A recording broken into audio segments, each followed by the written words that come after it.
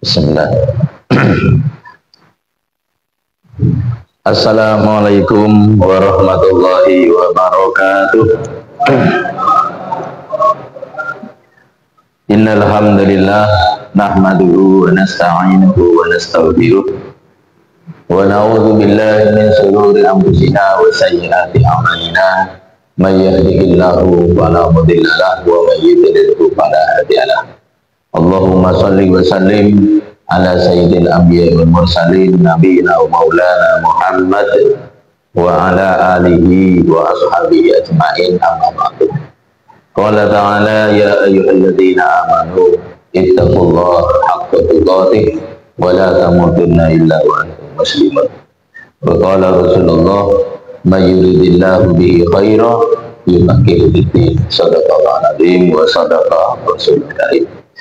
Hadirin wal hadirat jamaah majelis yang dimuliakan Allah, alhamdulillah bersyukur kita kepada Allah atas ridha Allah dan rahmatnya kita dapat menunaikan ibadah sholat maghrib dengan berjamaah. Semoga ibadah kita, sholat kita, doa kita diterima oleh Allah Subhanahu wa Ta'ala. Amin ya rabbal alamin.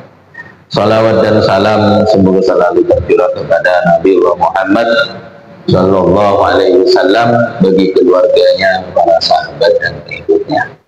Jemaah yang dimuliakan Allah Subhanahu Wa Taala, malam ini mari kita tadabbur ayat-ayat Al-Quran Al-Karim, wabil khusus surah Al-Baqarah ayat yang ke-45 sampai ayat yang ke-46.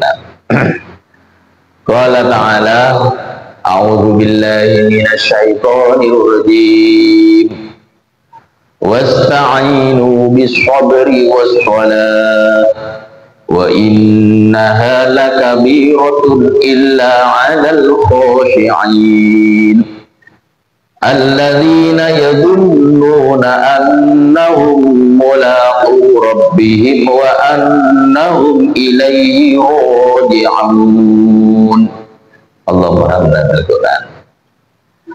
Jemaah yang dimuliakan Allah Subhanahu wa Ta'ala, ayat ini Allah memerintah kepada orang beriman yang ingin sukses dunia dan akhirat, yang ingin beruntung baik di dunia ataupun di akhirat, yang ingin selamat di dunia sampai akhirat, supaya menjadikan sabar dan sholat sebagai penolongnya.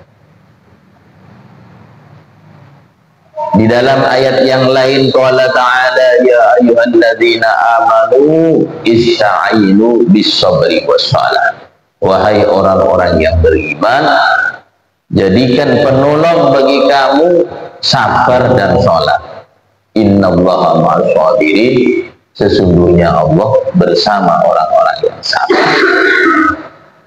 Dalam surah Al-Baqarah Allah memerintah memang kepada kita orang yang telah beriman, wasta'inu, jadikan penolong kamu, bis-sabri, kesabaran, was-sholati, dan sholat. Kalau kita berbicara tentang sabar, maka sabar itu memiliki makna yang sangat luas. Secara bahasa, sabar itu maknanya al-imsak, itu menahan. Sama dengan puasa. Puasa itu juga makna lugawinya adalah al-imsak. Sehingga Rasulullah Sallallahu Alaihi Wasallam menyebut bulan Ramadan juga sebagai bulan kesabaran. Ya. Puasa itu disebut oleh Nabi sebagai separuh daripada kesabaran. As-siyam nisfus sabr. Puasa itu adalah nilainya separuh daripada kesabaran, karena hakikat dari puasa itu adalah al-imsak, menahan. Ada juga secara bahasa sabar itu dimaknai as-sakinah indal ibtila, yaitu tenang di saat dia dalam keadaan ujian itu juga sabar. Nah, dari keseluruhan makna sabar menurut bahasa, maka kemudian para ulama merinci makna-makna sabar itu sesuai dengan situasi dan kondisinya, sehingga makna sabar itu sangat luas. Jamaah yang dimuliakan oleh Allah Subhanahu wa Ta'ala, sabar pertama bil musibah, sabar menghadapi musibah, ya. Sabar menghadapi musibah atau ujian maknanya al-qawiyyu was-sakinah, yaitu tenang dan tabah. Itu makna daripada sabar. Maka ketika ada orang diuji dengan sakit, ini kan musibah sakit,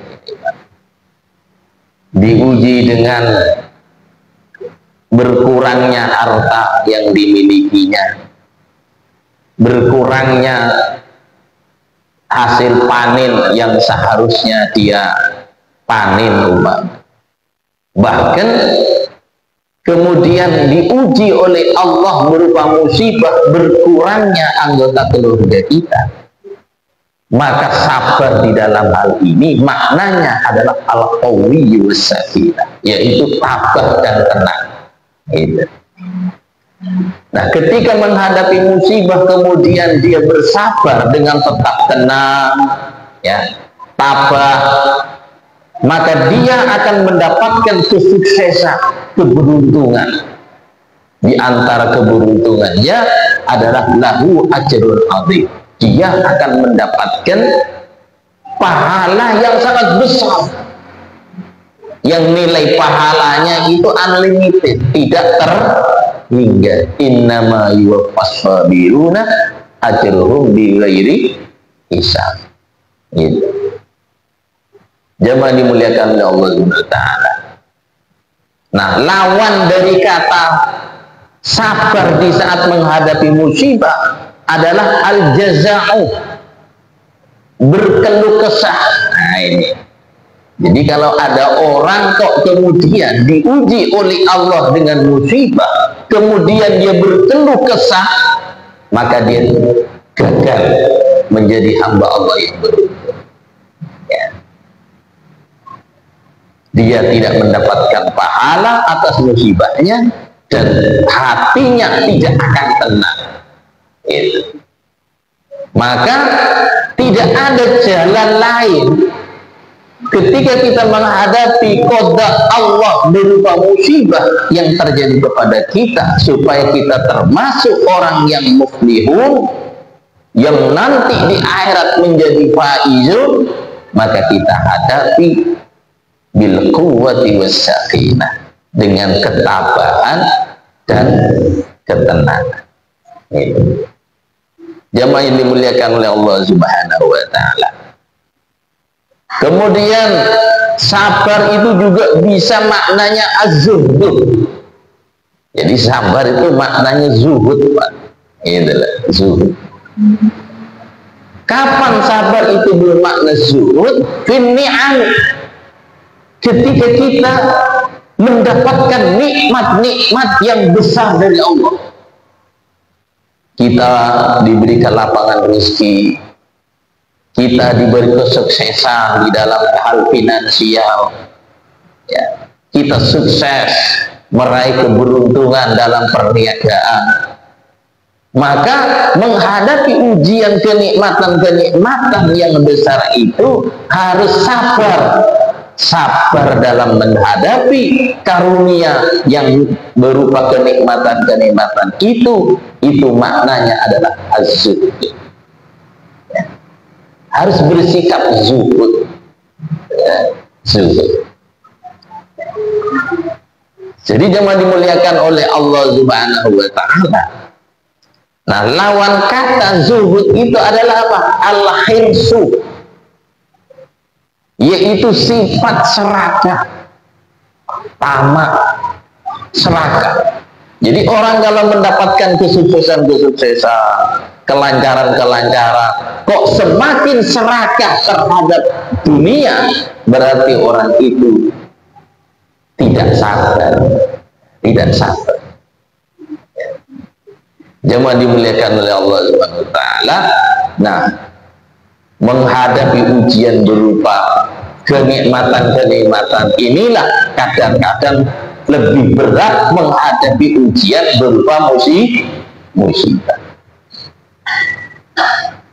Seorang sahabat Rasulullah Shallallahu Alaihi Wasallam, yaitu Abdurrahman bin Auf. Kalau nyebut nama Abdurrahman bin Auf itu terbayang seorang sahabat yang kaya raya. Itu. Maka kata Abdurrahman bin Auf, "Ubtulina ma'a Rasulillah sallallahu alaihi wasallam bid-darra fasabarna."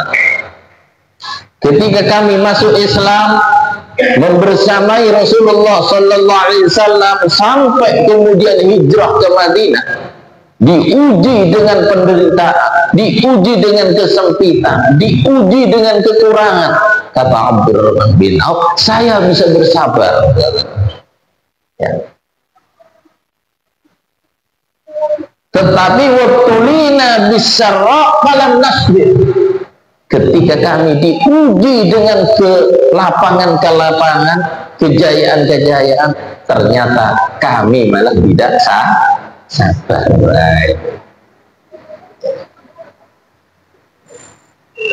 Karena orang kalau tidak punya sifat zuhud ketika berada dalam kesuksesan secara finansial, maka dia tidak mampu mengendalikan keinginannya,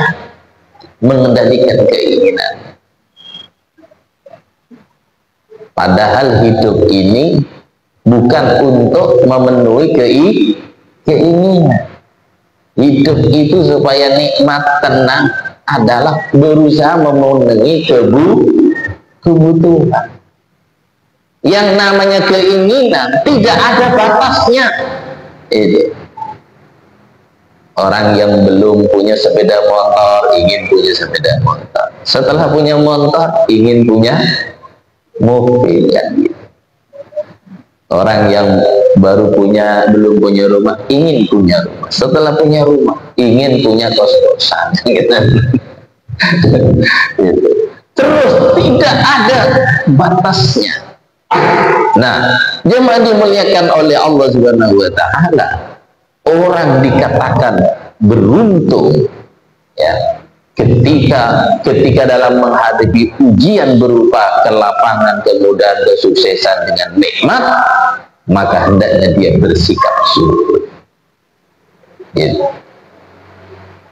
Ia gunakan kenikmatan itu sesuai dengan kebutuhan, dan kemudian ia jadikan nikmat itu sebagai wasilah taqarrub ilallah, sebagai sarana untuk mendekatkan diri kepada Allah Subhanahu wa ta'ala. Maka kata Allah, jadikan sabar sebagai penolongmu di saat kamu sukses. Caranya tanamkan sifat zuhud di dalam diri. Sebab kalau tidak punya sifat zuhud, dulu hidup biasa, akhirnya gaya hidupnya itu luar biasa gaya hidupnya. Nah, jadi ketika ada orang diberi kesuksesan luar biasa, kok kemudian gaya hidupnya itu adalah idol, gitu, maka berarti dia tidak lulus menghadapi ujian berupa kenikmatan. Jadi cuma dimuliakan oleh Allah Subhanahu wa ta'ala. Nah, inilah kata Allah, supaya kita orang beriman selalu beruntung, sukses, jadikan sabar sebagai penolong kami. Inilah makna sabar fil ni'ami, ketika menghadapi kenikmatan-kenikmatan, maka kita harus bersikap syukur. Ada orang yang diuji dengan kenikmatan berupa makanan melimpah. Wah, itu kalau tidak sabar bisa makan berlebihan. Kalau itu terjadi dalam waktu yang panjang, akhirnya fisiknya, badannya tidak sehat. Dulu sehat, sekarang kok muncul berbagai macam penyakit. Karena apa? Tidak zuhud, menikmati kemudahan makanan-makanan dan minuman-minuman itu tidak berdasarkan kebutuhan tubuh, tapi berdasarkan menuruti keinginan. Gitu. Jadi jangan dimuliakan oleh Allah Subhanahu wa Ta'ala. Makna sabar juga bermakna as-saja'ah. Jadi makna sabar itu juga maknanya saja'ah, yaitu apa? Keberanian. Itu makna sabar itu berani. Ya. Kapan makna sabar itu berani? Bukan ketika diganggu orang, gitu. Bukan ketika dihina orang. Sabar dalam makna saja'ah di sini harus ditempatkan pada tempatnya. Kapan sabar itu bermakna saja'ah? Aifil haudi awil kita. Di saat kita berada dalam keadaan jihad fisabilillah, dalam keadaan perang. Begitu. Walaupun mungkin menghadapi musuh yang jauh lebih besar, lebih lengkap persenjataannya, maka tetap bersabar, tidak tawalla anizahbi, lari daripada perang. Orang yang tidak lari dalam medan perang walaupun menghadapi musuh yang besar sekalipun, itulah orang sabar. Berarti dia ada keberanian saja. Maka menghadapi jihad fisabilillah harus sabar. Sabarnya dalam bentuk apa? As-saja'ah. Kadang-kadang kan ada orang siap berjihad ketika mengetahui musuh kok jumlahnya lebih besar, lari. Itu berarti tidak sabar kan gitu. Tidak sabar. Ya, tidak sabar. Ya. Maka jadikan sabar sebagai penolong kata Allah. Nah, lawan kata sabar dalam makna saja'ah fil harbi awil qital huwa al-jubun. Ya. Pengecut, rasa penakut. Nah, itu lawan kata sabar dalam makna saja'ah. Gitu. Sehingga sifat pengecut ini adalah akhlak yang buruk dan dibenci oleh Rasulullah. Sampai Nabi mengajarkan satu doa berupa permohonan perlindungan kepada Allah dari sifat penakut dan pengecut. Ya. Allahumma inni a'udzubika minal ajzi wal kasali wal jubni. Nah, ini. Nabi mengajarkan doa, aku mohon perlindungan kepada Engkau ya Allah dari sifat lemah, malas dan penakut serta pengecut. Jadi makna sabar itu juga maknanya adalah saja'ah. Ya, kapan makna sabar dan bermakna saja'ah? Fil harabi, di saat dalam keadaan jihad fisabilillah. Sebab kalau tidak punya kesabaran saja'ah dalam keadaan jihad, maka bisa orang itu kemudian jubel, ya, menimpa ke dalam dirinya rasa jubel, rasa penakut, rasa pengecut, akhirnya dia lari dari medan perang. Naudzubillah. Kata Rasulullah sallallahu alaihi wasallam, ijtanibu as-sab'al mubiqat.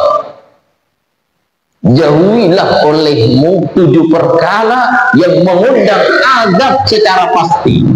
Kata Rasulullah, jauhi 7 perkara, kata Nabi, karena 7 perkara ini mengundang azab yang pasti. Salah satu dari 7 perkara itu, kata Nabi, adalah wattawalla yaumaz adalah orang yang lari dari medan perjuangan, dari peperangan. Gitu. Makanya hukum dalam Islam, kalau ada orang lari dari medan perang, sudah di medan pertempuran, lah kok lari, hukumannya adalah al-qatlu. Sampai seperti itu. Ya, dosa besar. Ya. Maka ketika dalam keadaan jihad harus punya kesabaran. Itu. Jamaah dimuliakan oleh Allah Subhanahu wa taala. Kemudian sabar itu juga maknanya adalah al-hilmu. Al-hilmu. Ya, kapan makna sabar itu al-hilmu? Maknanya hilm. Ya. Biasanya ilm itu diterjemahkan hampir dengan kata sabar. Gitu. Ya. Kapan? Adalah fil ghadabi. Jadi di saat kita lagi emosi, di saat kita lagi marah, maka kita harus sabar, mampu mengendalikan emosi, helm, tidak emosional, gitu. Karena ketika emosi, kemudian dia melakukan sesuatu perkara, maka dia tidak menyelesaikan masalah, tapi justru malah menimbulkan masalah. Betapa banyak peristiwa dalam kehidupan ini terjadinya pertumpahan darah, terjadinya kerusakan-kerusakan material, bahkan terjadinya permusuhan, itu dilakukan oleh orang yang tidak sabar di saat emosi. Nah, itu. Lawan kata daripada al-hilm adalah at-tazammur, yaitu emosi. Itu. Akhirnya sikapnya, tindakannya, ucapannya itu menjerumuskan dirinya dalam kerugian-kerugian. Itu karena emosi. Ya. Gara-gara marah, mukul seseorang, baru setelah dilaporkan polisi menangis. Marah, emosi, merusak properti orang, setelah dilaporkan, dipenjara, ditahan, baru menyesal. Ya. Banting pasangannya, banting bahkan anaknya karena emosi, baru setelah berurusan dengan aparat baru menyesal, karena memang tidak menyelesaikan masalah. Ya. Karena apa? Orang yang lagi emosi adalah bagaikan orang yang sedang mencari sesuatu di air yang keruh. Ya. Maka semakin dia mencarinya, semakin keruhlah airnya. Bagaimana menghadapi masalah supaya bisa menyelesaikan masalah? Maka hendaknya menanamkan dalam dirinya al-hilm, mengendalikan emosinya sampai menjadi tenang, sehingga nanti bisa membedakan mana yang jernih, mana yang kotor. Jadi jangan dimuliakan oleh Allah Subhanahu wa taala. Sabar juga bisa bermakna al-qanaah. Qanaah. Ya. Kapan sabar itu bermakna qanaah? Fil qalili. Ketika mendapatkan nikmat yang sedikit dari Allah Subhanahu wa taala. Sedikit itu maksudnya tidak sesuai dengan harapannya. Itu. Harapannya dapat 100 tapi dapat 50. Nah, ini namanya mendapatkan nikmat yang sedikit dari apa yang diharapkan. Maka harus sabar, harus sabar. Supaya tetap menjadi hamba Allah yang beruntung dunia hatta akhirat. Ketika mendapatkan nikmat yang sedikit, maka hendaknya ia hadapi dengan qanaah, yaitu apa? Ridha bima qassamahu Allah, itu qanaah. Ridha, merasa puas dengan apa yang telah Allah berikan walaupun sedikit. Nah, itu namanya qanaah. Ya. Jadi jangan dimuliakan oleh Allah Subhanahu wa taala, maka ketika mendapatkan nikmat tidak sesuai dengan ekspektasi, dengan harapan dan keinginan, kemudian dia tetap ridho, beruntunglah dia. Ya. Beruntunglah dia. Nah, maka dalam menghadapi takdir Allah ini kan tidak jarang menghadapi takdir yang tidak sesuai dengan apa? Harapan kita, bayangan kita gitu. Bayangannya dapat banyak ya kok dapat sedikit. Nah, maka ribalah dengan firman Allah, maka dia akan beruntung. Berdemi sama Allah, maka ridalah terhadap apa yang telah Allah berikan. Ya. Jadi jangan dimuliakan oleh Allah Subhanahu wa taala, itu qanaah. Nah, lawan kata daripada qanaah adalah at-tama'u. Tamak. Ya, toma. Bahasa Arab toma itu kan. Ya, di bahasa Indonesia kan menjadi tamak. Nah, itu. Nah, jangan dimuliakan oleh Allah Subhanahu wa taala. Karena merasa dapat sedikit, akhirnya dia tamak, berusaha mengambil haknya orang untuk memenuhi bayangannya yang banyak. Nah, itu namanya tidak sabar. Ya. Akhirnya dia tidak menjadi orang yang beruntung, malah menjadi orang yang rugi. Akhirnya mengambil hak orang yang bukan miliknya. Itu tolak. Itu. Seperti banyaknya pejabat-pejabat itu yang terlibat dalam praktek korupsi, itu karena ada ketamaan. Ya. Dia mendapatkan bayaran merasa kecil, gitu, sehingga dia ingin mendapatkan yang lebih besar. Tamak, akhirnya apa? Mengambil harta orang lain yang bukan menjadi haknya. Dan itu tidak menguntungkan. Bahkan nanti di akhirat itu adalah mencelakakan. Jadi jangan dimuliakan oleh Allah Subhanahu wa taala, maka sabar itu maknanya juga adalah al-qanaah, ya, fil qalili. Jadi adanya sifat qanaah ketika mendapatkan bagian yang sedikit. Itu.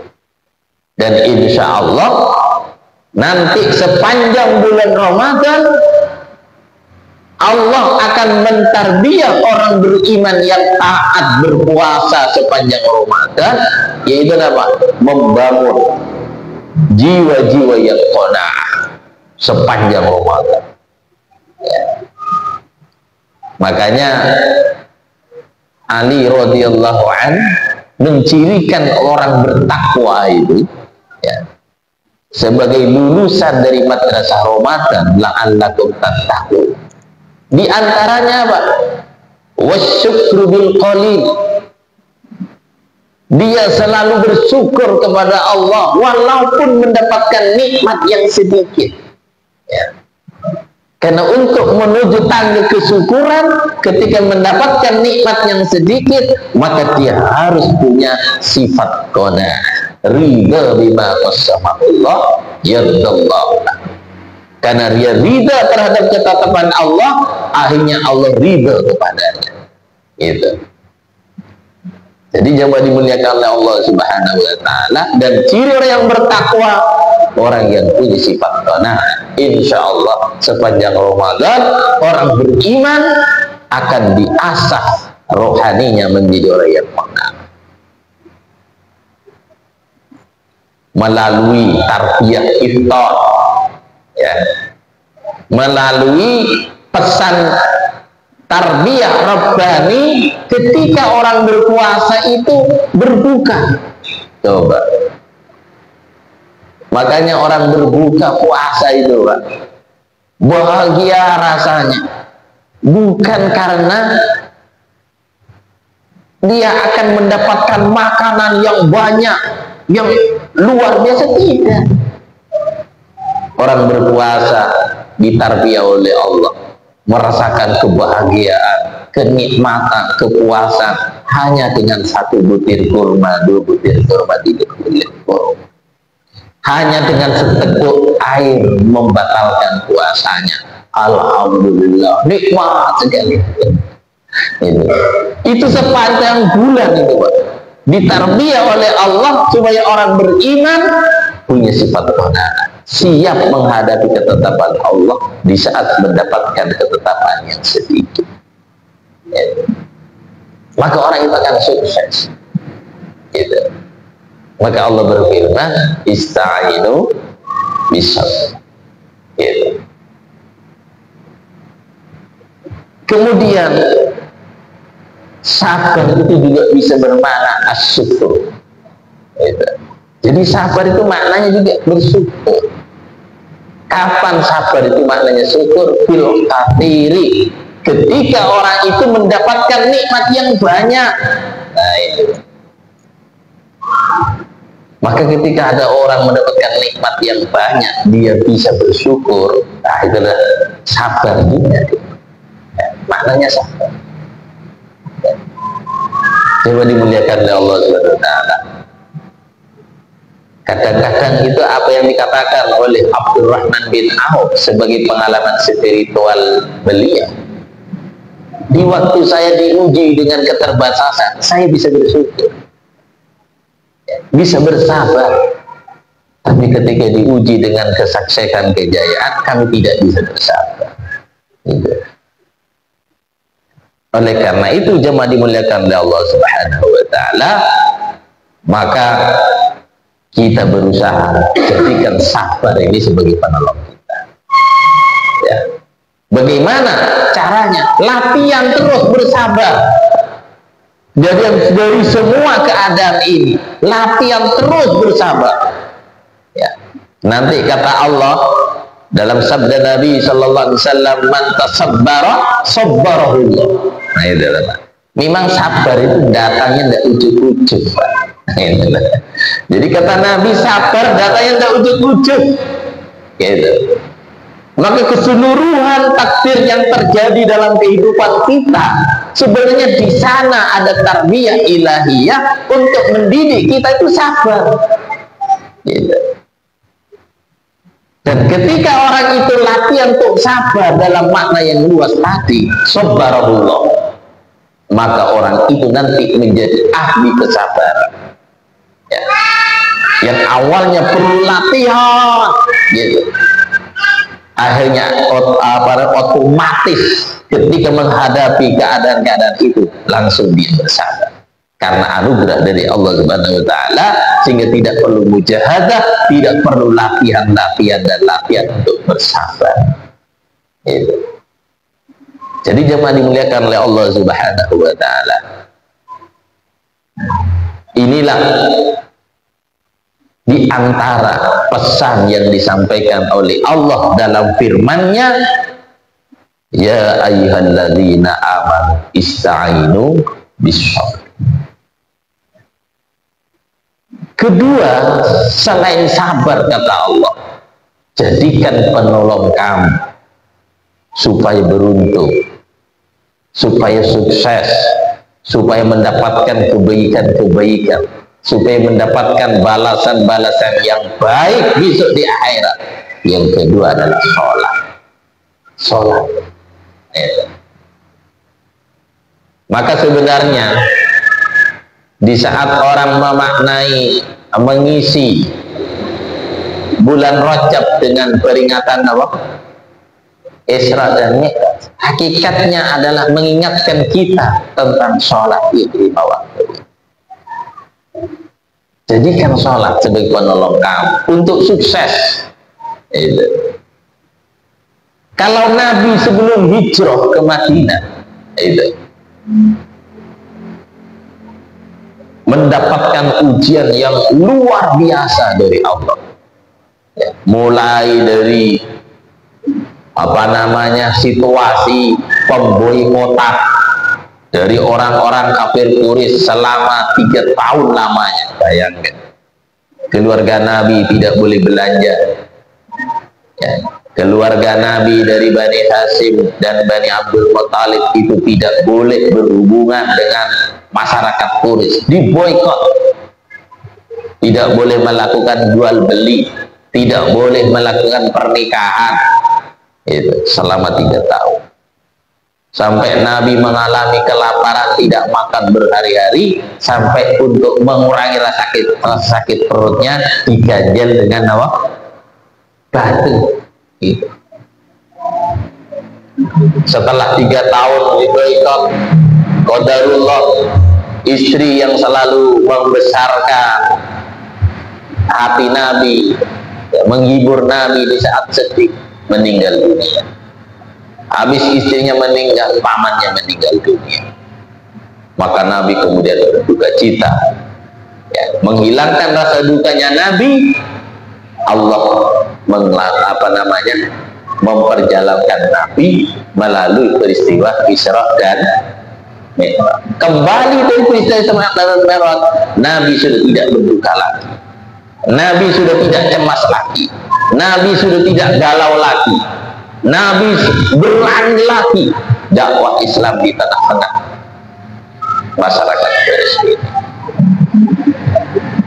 Nah, setelah Nabi SAW hijrah ke Madinah, ya, Hudzaifah al-Yamani itu memperhatikan Nabi. Ternyata kata Hudzaifah al-Yamani, kana Rasulullah sallallahu alaihi wasallam idza hazabahu amrun faza'a ila shalah. Muttafaqun alaih.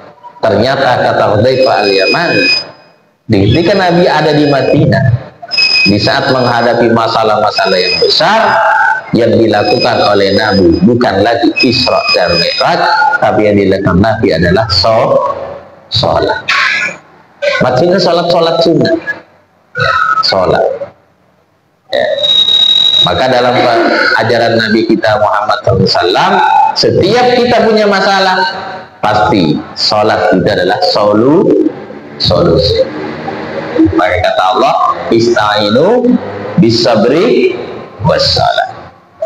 Jamaah dimuliakan oleh Allah Subhanahu wa taala, inilah tadabbur ayat yang dapat kita lakukan pada malam hari ini. Semoga ada hikmah dan manfaatnya. Mari kita dengarkan sejenak lantunan adzan, ya, sambil nanti dilanjut sudah. Terima kasih. Monggo adzan dulu.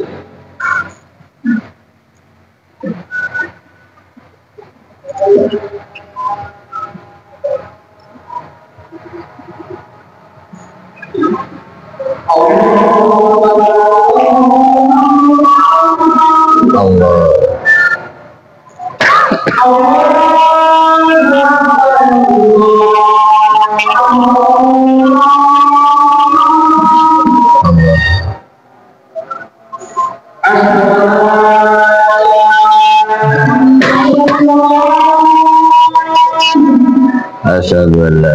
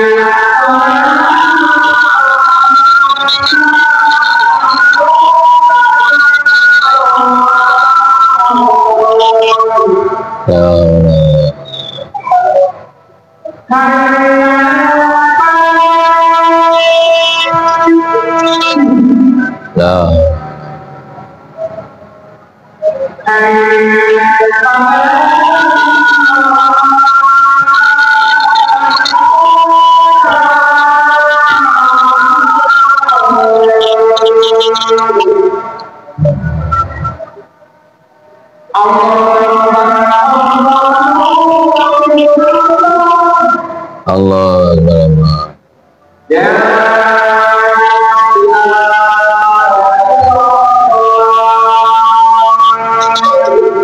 La ilaha illallah.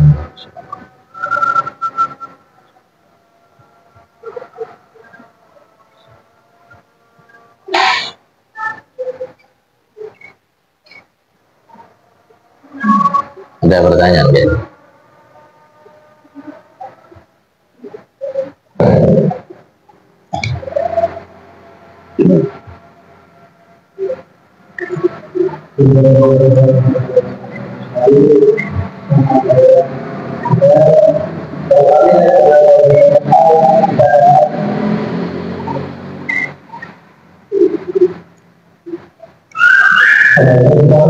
Waalaikumsalam.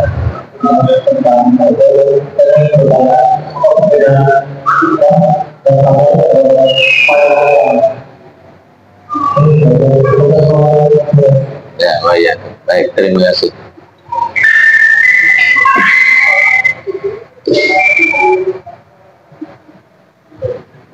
Dijawab dulu aja ya. Ya, baik, terima kasih. Apa bedanya sabar dan ikhlas? Jadi sabar itu maknanya ya tadi sesuai dengan keadaannya. Ketika kita menghadapi ujian dan musibah, maka kita harus tenang dan sabar. Itu maknanya sabar. Ketika kita dapat nikmat banyak, bersyukur, itu sabar. Ya, ketika kita dapat nikmat sedikit, kita ridho, itu sabar. Maknanya sabar. Ya, ketika Allah perintahkan sesuatu, dia laksanakan dengan tulus, itu namanya sabar. Ya. Kemudian ikhlas itu apa? Nah, ikhlas itu hubungannya dengan amal. Ya. Dan ikhlas itu sangat melekat dengan niat.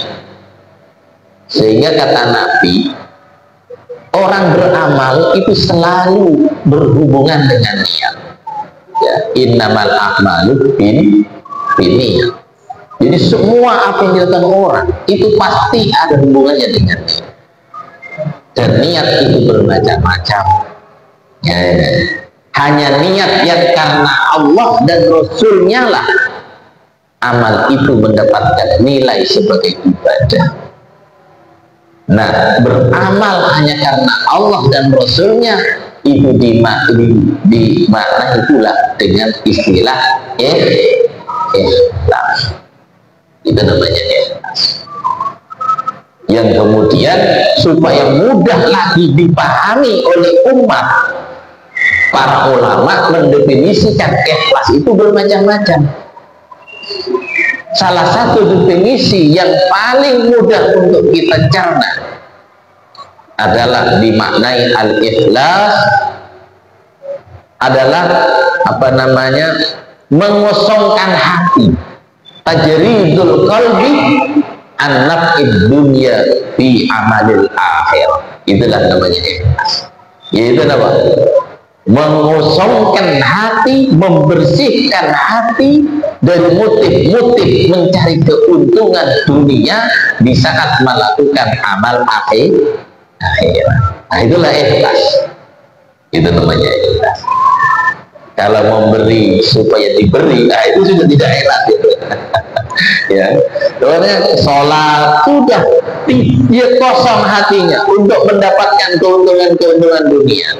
Keuntungan dunia tidak mesti berupa keuntungan materi lah, Pak. Ada yang bersifat immaterial. Contoh, supaya mendapat popularitas, supaya dikenal. Nah, ini nih, ya. Sholat lama sekali, tapi motivasinya supaya dikenal orang yang khusyuk. Nah, itu tidak ikhlas. Itu sudah ikhlas. Itu namanya apa? Dia beramal tapi motivasinya adalah keuntungan dunia. Nah, oleh karena itu jamaah dimuliakan oleh Allah, kita berdoa kepada Allah. Pertama, mintalah kesabaran. Rabbana afrigh alaina sabra. Gitu. Minta keikhlasan dalam amal. Allahumma inna nas'aluka ilman nafi'a wa amalan mutaqabbala wa qalban khashi'a. Minta kepada Allah supaya apa? Ikhlas. Ada Pak? Baik, ada lagi? Iya, monggo. Waalaikumsalam. Ya.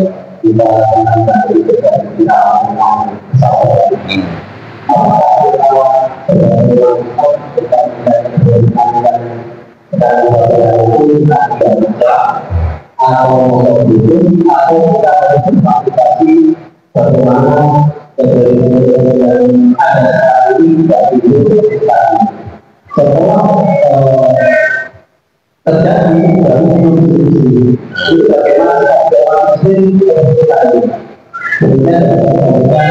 muslim Waalaikumsalam. Ya. Dari segi hukumnya, itu Pak. Sabar itu sesuai dengan objeknya. Sabar itu. Sabar jika berkaitan dengan kewajiban, maka nilai kesabaran itu menjadi wajib. Tapi kalau sabar ketika berkaitan dengan kezaliman, kok kemudian maknanya adalah diam, tenang, maka hukumnya haram. Gitu loh. Hukumnya haram. Makanya tadi sabar itu menghadapi kezaliman itu dengan saja, dengan keberanian untuk apa? Tanha anil fahsya'i wal munkar. Gitu. Maka Nabi itu telah memberikan petunjuk yang bersifat umum dengan kalimat unsuru adz-dzalima wal madlum. Tolonglah orang yang berbuat zalim dan juga orang yang dizalimi. Iya Nabi. Nabi tolong orang yang berbuat zalim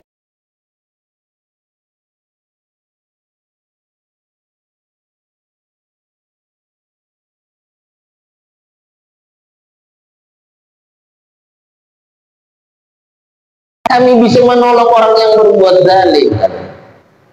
Kata Nabi, cara menolong orang yang berbuat zalim adalah cegahlah dia melakukan kezaliman. Jadi kalau ada orang Islam melakukan kezaliman, kita melakukan nahi mungkar, maka salah satu rohnya di sana adalah menolong orang yang berbuat zalim supaya tidak berbuat kezaliman lagi. Jadi jangan diam. Bahkan kalau mendapatkan kezaliman terjadi di depan kita, padahal kita mampu untuk mencegah kezaliman itu agar tidak terjadi, kita kok diam saja, maka hukumnya sama. Sama. Jadi sama yang kasus lagi rame sekarang Pak ya. Orang yang ngerampok lautan, gitu. Dia tahu ini sebenarnya ngerampok dan punya kekuasaan untuk mencegahnya, kok diam saja, maka sama dia juga dengan perampoknya. Itulah dalam hukum positif namanya delik aduan. Ngerti baik? Ya, terima kasih. Ada lagi? Cukup. Oh iya, monggo. Waalaikumsalam warahmatullahi wabarakatuh.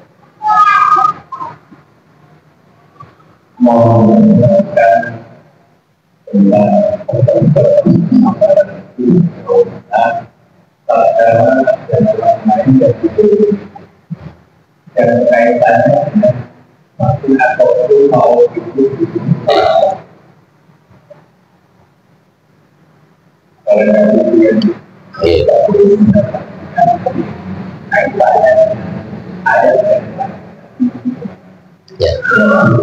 Ya. Jadi yang dimuliakan Allah Subhanahu wa taala, memang kesabaran orang itu ada batasnya. Yang tidak terbatas itu hanya Allah. Makanya Allah itu punya sifat sabur. Sabur itu sifat Allah yang tidak terbatas. Makanya Allah itu dihina, disekutukan, tetap sabar itu ngasih rezeki buat mereka sabur. Berbuat satu dikasih balasan 10, itu saburnya.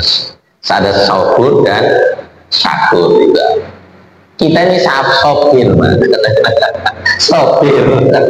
Jadi hamba yang memiliki kesabaran yang terbatas. Maka di dalam Islam boleh kemudian ketika kita mendapatkan kezaliman, tapi okibtum bimisli.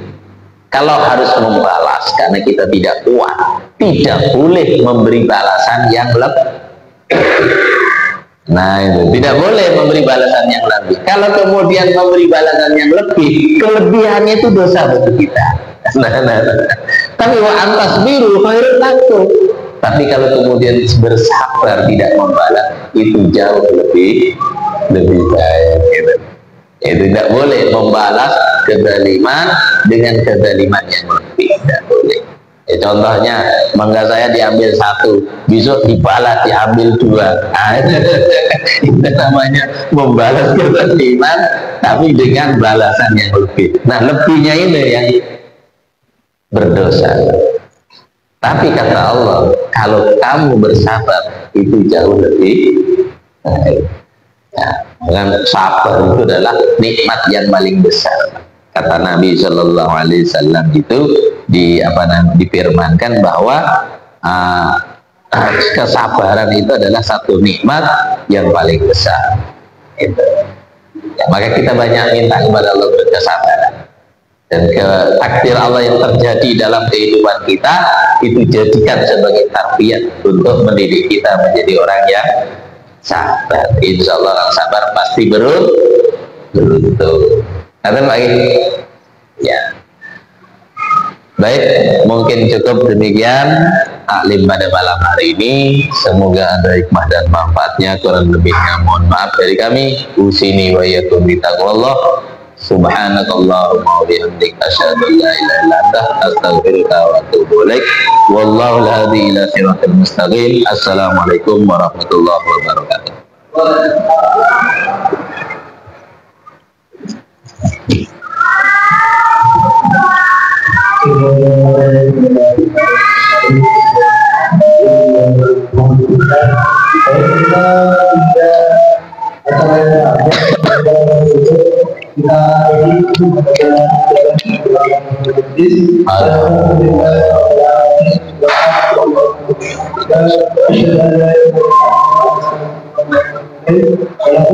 Assalamualaikum warahmatullahi